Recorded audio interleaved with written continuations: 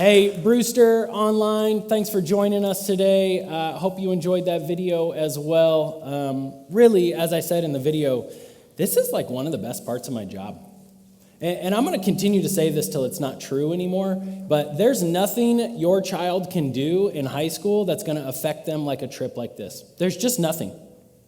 There's no other trip, there's no sport, there's no club, there's nothing.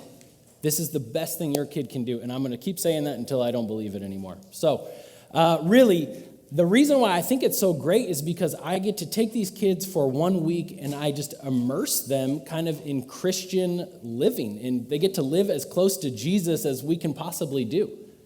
Every day they do these devotionals, they meet in small groups every night, they get worship, obviously they're serving, and then there's this aspect too that I think is super important, that where they're actually sharing their faith with others. Sometimes it's just sharing within the small groups that they're in, but as we said, 8 of our kids shared their stories or did little sermons at sports camp. And there's something, and I think sometimes we forget how important this part of Christianity is actually sharing our faith with others. We do a great job living it out, or we really focus on living it out, but sometimes we forget how important it is to actually share that with other people. Sometimes I think, honestly, like the Mormons and Jehovah's Witnesses, like they are killing it in that regard compared to us, right? Like they're out there knocking on the doors and, with their little name tags and all kinds of stuff in their tracks. But I had this guy, I don't know if they come to your house. I had a Jehovah's Witness guy who's coming to my house every week. And because I love the conversations, I'll totally entertain them. Sounds like fun to me. So he was coming every week, and we were having these conversations. And then he would bring somebody new with him every week. I don't know why they do that. But he'd bring somebody new, and we'd sit on the front porch, and we would talk. And we did this for like 2 or 3 weeks. And he had given me they always got paraphernalia of some sort. I don't know what you call it. And I had actually gone to Habitat, and I had gotten a Jehovah's Witness Bible. They use a different translation. I don't recommend it. But I went and got one. And so he shows up on like week 3 or week 4, and I've got the little pamphlets that he had given me, and I've got their Bible, and I've got highlights all in it, and I'm ready. And so he sits down to kind of go into their thing again, and then all of a sudden I'm like, hey man, I got some major questions for you. And I just put it all out there. And after a while, of him talking to me, he kind of was like, hey, you kind of know your stuff.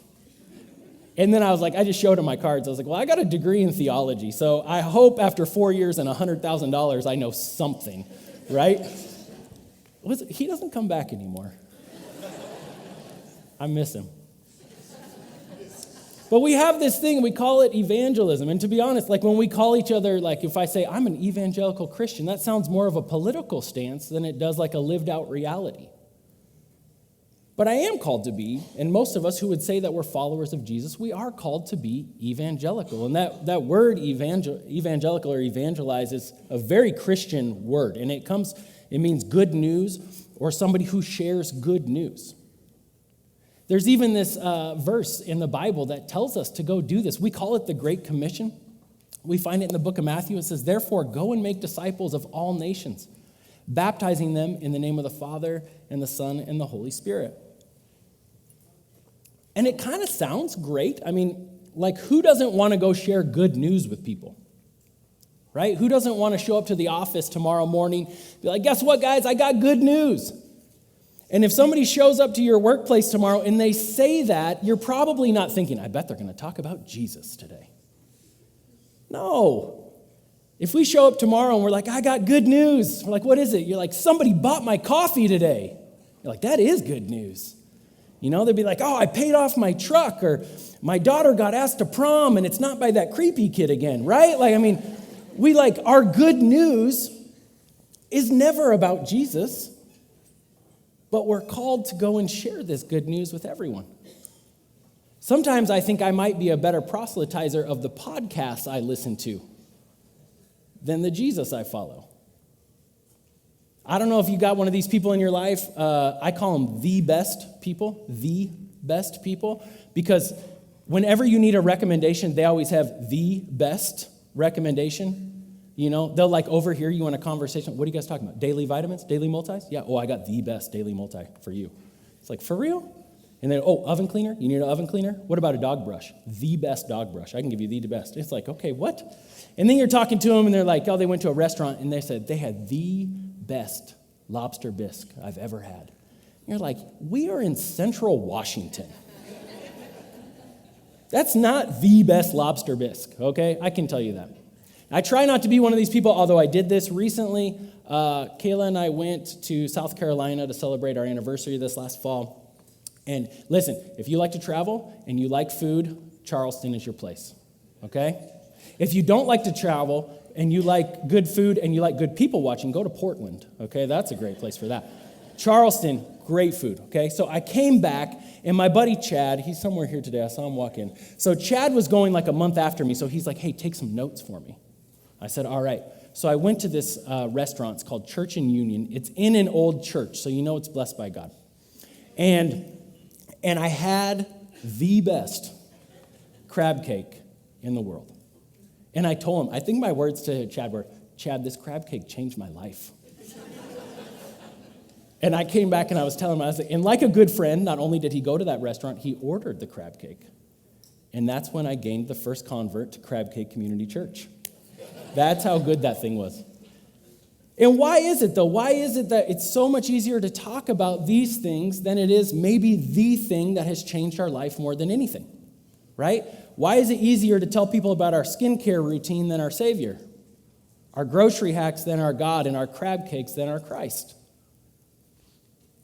They're just easier things to talk about, are they not? And it's kind of awkward, right? Evangelism, even that word itself is like, ew, I don't know. We're like, I'll just leave that up to you professionals, right? The pastors on the Instagram reels, you guys who get on the stage and stuff, we'll just leave that up to the professionals, but there's a problem. That's not how Jesus intended it. We have this verse in the book of Ephesians, which was actually a letter that was written to a church in Ephesus. And it says, and he himself gave some apostles, some as apostles, some as prophets, some as evangelists, and some as pastors and teachers. And you're like, yep, there it is. Go get them. But then it says, they are there to equip the saints, to equip the church for the ministry. That is to build up the body of Christ. That the people who get to stand on these stages, right, the people who are trained to be evangelists and apostles and stuff like that, their job isn't actually to go out and do it as much as it is to train everyone else and how to do it. It's not just for the professionals. It's not just for those who have the education, right? It's not like the Great Commission says, therefore go and make disciples.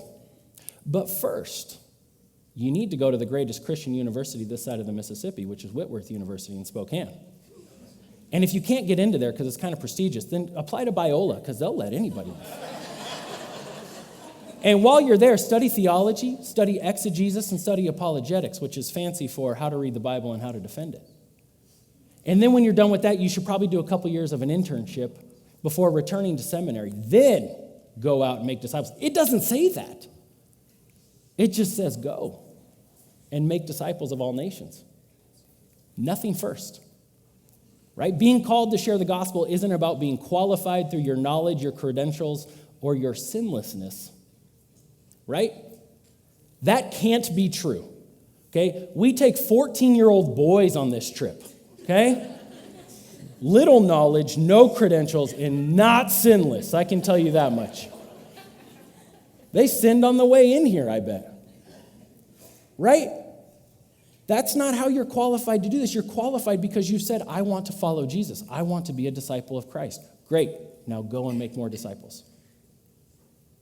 Right? I don't know why this is. I don't know why God chose like this avenue to spread the good news.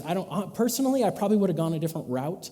God hasn't seemed to be listening to my advice for 37 years now. But I don't know. I maybe would have tried social media if I was God. That seems to be here to stay. But he chose one person sharing their faith with one other person.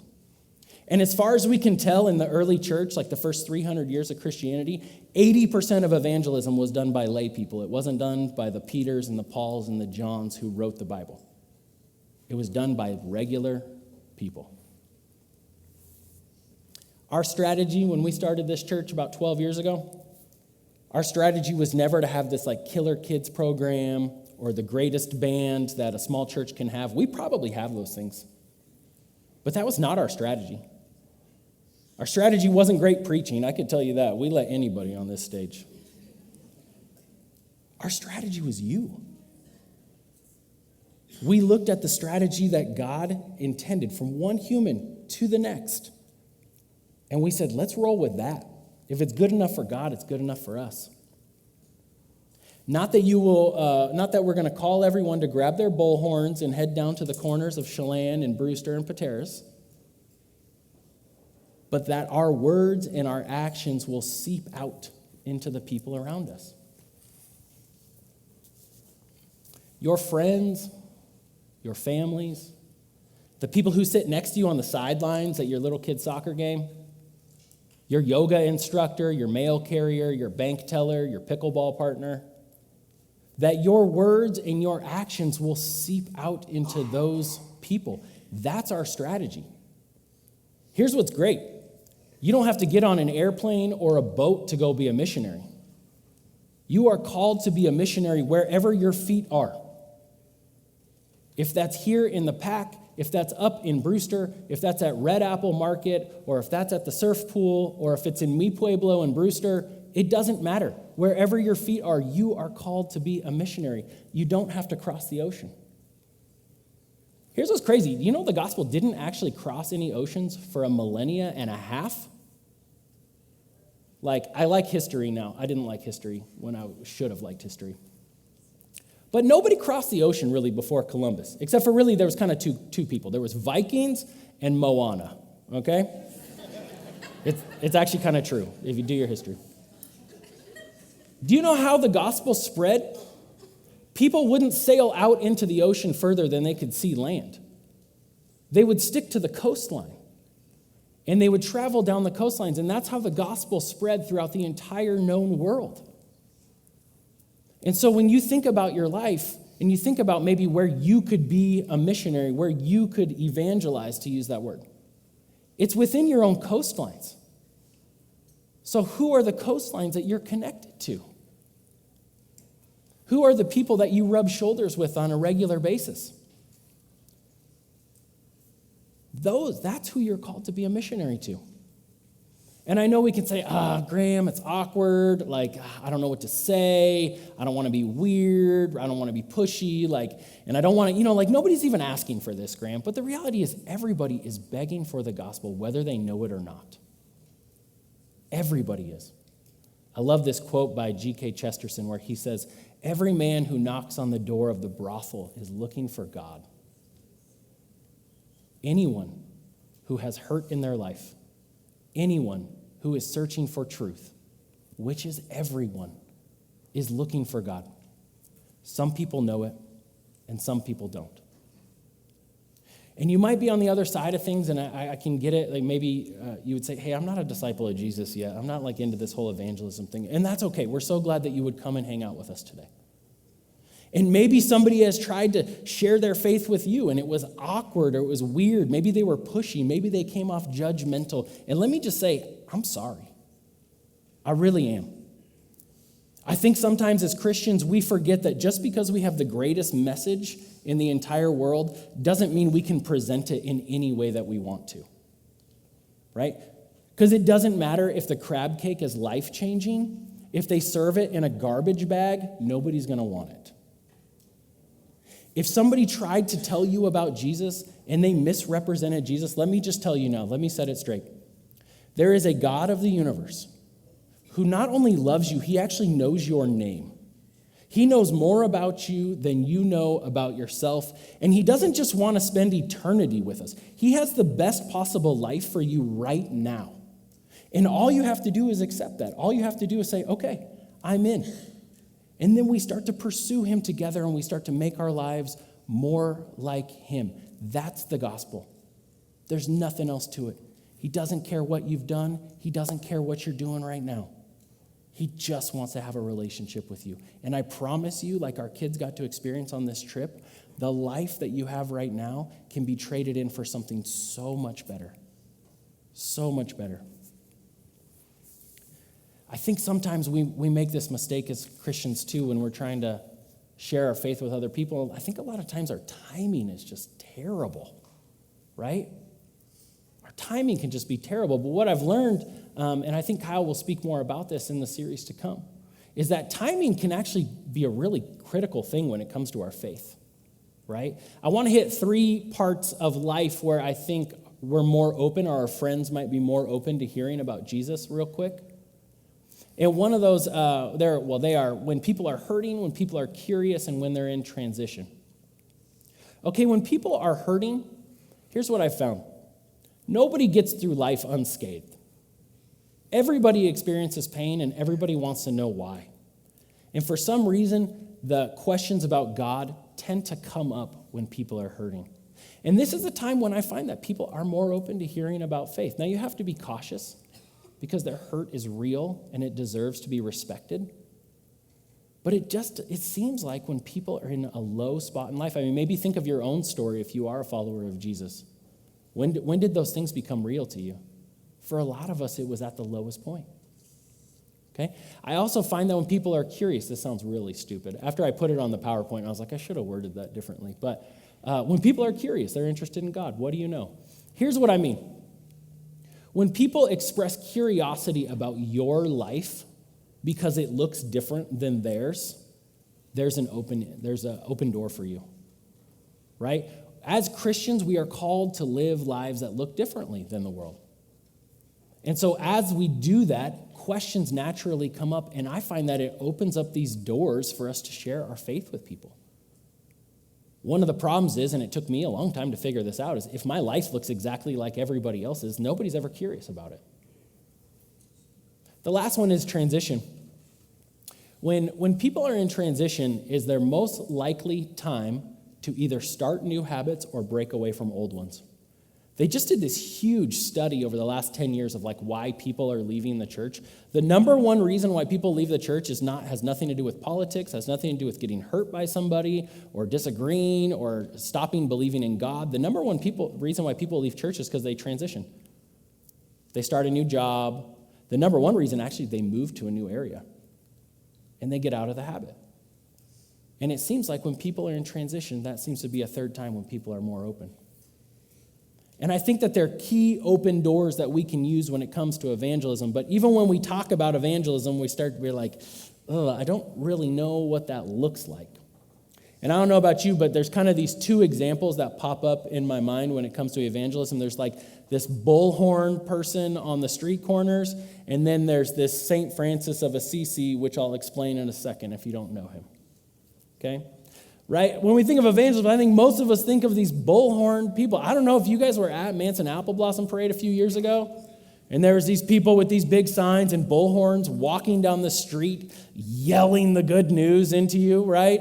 You can't hear your kid playing in the band, but at least you got this guy yelling about Jesus in your face. I wasn't too pleased with him.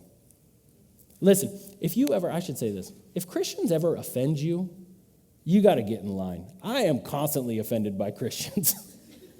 And that was one of them. I tried to stop one of those guys. I said, hey, I want to talk to you. Hey, I just want to know where they were from. Who were they? And I couldn't get one to just stop and tell me about Jesus. It was a very weird strategy. But that's how a lot of us think of evangelism. We think of, I'm going to have a bullhorn, and I'm going to walk down to the street corner, and I'm going to yell hell and damnation at people. But then there's this other thing that we kind of go for, and we lean towards this St. Francis of Assisi. And St. Francis, we attribute this quote to him, which is ironic because it actually was not said by him at all. And the quote is, preach the gospel at all times, and if necessary, use words. Here's the thing. He never said that. Okay? Most of the time, you can tell it's St. Francis because he always has these birds or animals around him. And the reason why he's always pictured with birds and animals is because he was a preacher. And he wouldn't stop preaching, so he would preach to anything that listened, including the animals. Okay? That guy didn't say those words. And I think for most of us, if we're going to be honest, we fall on one side of this, and it's St. Francis's side. Right? I don't want to say anything. I don't want to be weird. I don't want it to be awkward. I'm just going to live a good, godly example, and I'm going to leave it at that. I think if I'm being honest, that's where we're at. I mean, I'll be fair. Haven't seen any of you with a bullhorn downtown Chelan. I was in Brewster this last week. Didn't see any of you guys with bullhorns downtown. I think it's safe to say most of us fall towards St. Francis of Assisi. We say, I'm going to live a good, godly life, and that's going to be my example to the people around me. And there's nothing wrong with that inherently, but I think it's missing part of it. I think these two things have to go hand in hand. I think our words and our actions have to work together. Because here's the thing. Good deeds without the gospel will only make philanthropists. And the gospel without good deeds will only make hypocrites. Right? It's all great that we go up to Nikiski. And if we only did a sports camp, maybe Nikiski High School will have a state championship on the wall in a few years. Great. But none of them know about the Jesus that wants to change their life now and their eternity. And if we go up there and we put our flyers up and we say, free preaching, come and hear about Jesus, nobody will show up. We need both of them. The sports camp is a perfect way to do this. They both go hand in hand. And again, I don't think there's anything wrong with being a good, godly example, but I don't think that can be it. I don't think that can be the end of it. Because let me ask you, you've been coaching for all those years. You've been an employee for how many years? You've been volunteering at that place for how many years? And you've been a good, godly example the whole time. And how many of those people know the love of Jesus just because of your good, godly example? I'm not saying the answer has to be 0. It's probably not 0. But I think we also have to go with our words as well. Our good deeds are important. I think they pave the way for our words to come along and be heard. The gospel is inherently and historically verbal. It's always been one person sharing their faith with another person. And here's what's super cool. It says, when God created the world, he spoke it into existence. If you read any other kind of creation story, and I can get nerdy about this kind of stuff, none of them start like this, where the God who creates the world or everything that's known starts with nothing and then speaks it into existence. It's very unique to Judaism and Christianity. And what's super cool is God says, hey, I want you to do this also. I want you to take this good news and I want you to speak it into the lives of other people and watch something amazing happen. So when God calls us to speak this into other people's lives, he's calling us to do exactly what he did. He's calling us to be godly. In fact, Romans, which was also written by Paul, who wrote Ephesians earlier, says, how are they to call on the one they have not believed in? And how are they to believe in the one they have not heard of? How are they to hear without someone preaching to them? And a super easy way to do this that our kids, 8 of our kids did on this trip, was they just told their own stories. They got up and they talked about the goodness that God did in their lives and how that's available to those children in Nikiski as well. And it's really easy to do. But here's the thing. They prepared for it. They actually took some time with my intern, Macy Cowan, and they worked on what that story would look like.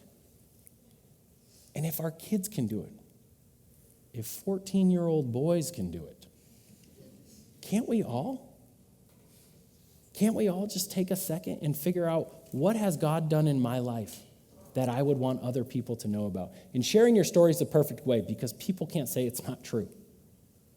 They might debate whether the Bible's real. They might debate whether the world was created in 7 literal days or was it figurative, but they can't debate your story because what God has done in your life is undeniable. But they took some time and they prepared those stories. They waited for the open doors to share them. And it was super cool to see our kids sharing their faith with other people. We might think that we're unqualified, and I'd found this quote from a pastor in Brooklyn named Rich Valados. And he says, we have often thought that evangelism means having to share our faith with strangers in some random location. We have incorrectly understood extroversion to be a spiritual gift that everyone must cultivate. Being on mission doesn't require us to be intrusive, awkward, and coercive. It should be a normal experience. And that's what sharing our stories are. It is normal. A couple months ago, I was listening to a podcast, and I heard this quote by D.L. Moody, and I knew that I wanted to talk about evangelism eventually in the future, and I thought, man, that is exactly my thoughts and feelings. Because I would say I probably spent the first 10 years of my Christian walk without any kind of evangelizing, without any kind of sharing my faith or my story with anybody. I was going to be a good, godly example, and I was going to leave it at that. And a month ago, I saw this quote from D.L. Moody, and it says, "It's clear you don't like my way of doing evangelism. You raised some good points. Frankly, I don't like my way of doing evangelism, but I like my way of doing evangelism better than your way of not doing evangelism." So let me give you a few next steps. Let me set you up for success. And then this whole next series that we're going to do is all about this as well. First thing, super easy. Identify the coastlines you're connected to. Who in it is in your life? I once spent 3 years making sure I would go to the same bank teller, this is a true story, to the same bank teller because I knew that she was interested in what I did. She had some kids coming up that were going to be possibly in the youth group, and I would try my best to get into her line, and if I could bring up the fact that I worked at a church and that we have youth group coming up, that we do these church services, that they're really easy for anybody to show up to, I would. And it took 3 years, but eventually she came. Who is it that's connected to your coastlines? Your friends and your family are a great start. I know it can be challenging. I know it can be awkward. I totally get it. Don't get me wrong. I get it. But who do you see on a regular basis? Who is your barista? Who brings your mail to the door? Who's in your yoga class? Who do you see on a regular basis that's connected to your coastlines? Again, you don't have to go across the ocean to be a missionary. You're a missionary wherever your feet are. Next, look for open doors. This is so key. I think timing is so crucial. And I actually think timing is the one thing we have that the Bullhorn people walking down Manson Highway don't have. They got no time. That's why they're just yelling at you. They're just going to get this message out, and then they got to get home for dinner. We have time on our hands. Time allows us to look for open doors. Who is hurting? Who seems curious? Who is in transition? Man, the start of a school year is a great time to invite people either to church or to youth group or your small group or whatever it is. But when we look at those open doors, and come on, we know when they're there, we're just like, oh, maybe we say a silent prayer. All right, God, go get them. We need to walk through those doors. Finally, we need to prepare our stories. As I said, we had 8 kids, and they did a great job. They did such an amazing job. And as we said in the video, some of these kids are super shy. Some of them are 13, 14 years old. But they took some time and they prepared their story. And because of that, they were super effective. This doesn't take more than 5 to 10 minutes. But how can you prepare your story highlighting the good things that God has done for you so that other people would want that life as well? Identify your coastlines, look for open doors, and prepare your story.